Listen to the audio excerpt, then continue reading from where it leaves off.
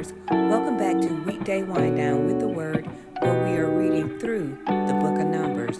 And today we will be reading the first chapter of Numbers in the NLT version. So without further delay, let's start reading. This chapter is about registration of the Israelite troops. A year after Israel's departure from Egypt, the Lord spoke to Moses in the tabernacle in the wilderness of Sinai. On the first day of the second month of that year, he said, "From the whole community of Israel, record the names of all the warriors by their clans and families. List all the men 20 years old or older who are able to go to war. You and Aaron must register the troops, and you will be assisted by one family leader from each tribe. These are the tribes and the names of the leaders who will assist you: Reuben, Elizur, son of Shader; Simeon, Shelomiel, son of Zurishaddai; Judah, Nahshon, son of Amminadab; Issachar, Nathanael, son of Zuar; Zebulun, Eliab, son of Helon; Ephraim, son of Joseph; Elishama, son of Ammihud; Manasseh, son of Joseph; Gamaliel, son of Pedazur; Benjamin, Abidan, son of Gideoni; Dan, Ahiezer, son of Ammishaddai; Asher, Pagiel, son of Achran; Gad, Elisaph, son of Deo; Naphtali, Ahira, son of Enan. These are the chosen leaders of the community, the leaders of the ancestral tribe, the heads of the clans of Israel." So Moses and Aaron called together these chosen leaders, and they assembled the whole community of Israel on that very day. All the people were registered according to their ancestry by their clans and family. The men of Israel who were 20 years old or older were listed one by one, just as the Lord had commanded Moses. So Moses recorded their names in the wilderness of Sinai. This is the number of men 20 years old or older who were able to go to war, as their names were listed in the records of their clans and families. Reuben, Jacob's oldest son, 46,500. Simeon, 59,300. Gad, 45,650. Judah, 74,600. Issachar, 54,400. Zebulun, 57,400. Ephraim, son of Joseph, 40,500. Manasseh, son of Joseph, 32,200. Benjamin, 35,400. Dan, 62,700.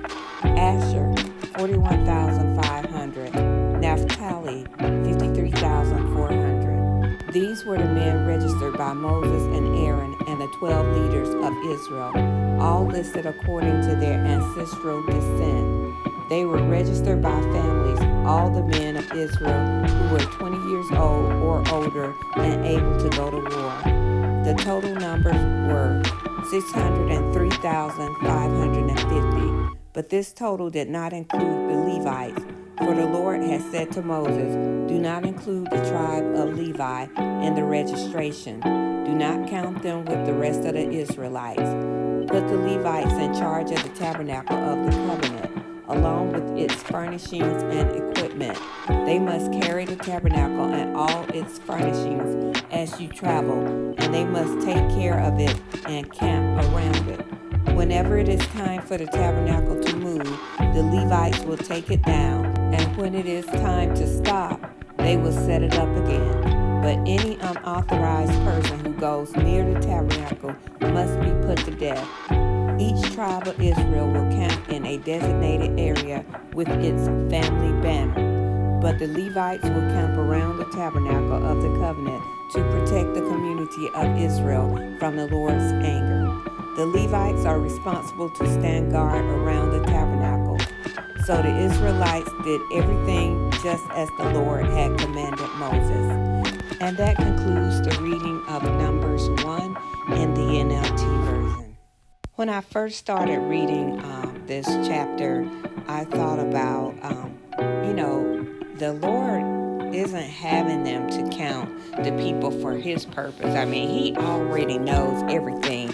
He knows the exact number of people there. He knows the number of people the number of men that are 20 years old or older and that are able to fight in war.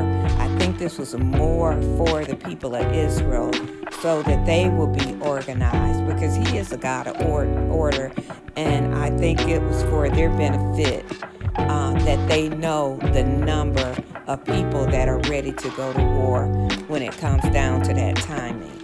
What do you think about this particular chapter? It may be revealed later on exactly why the Lord had them to count the people, but that's just my thoughts right now. What are your thoughts? Please make sure you write it in the comments below. You may have already read through Numbers and you know why the Lord had them to count. It's okay if you mention that there too. I would appreciate all your comments and your thoughts, what the Lord has given you to share. I would appreciate it if you would share it with our community so we can learn and grow from each other. So thank you once again for listening to Weekday Wind Down with the Word. Make sure you like, comment, and subscribe. Any one of the three will help me and will push this out to more people that are interested in listening the way that God gave me to deliver it.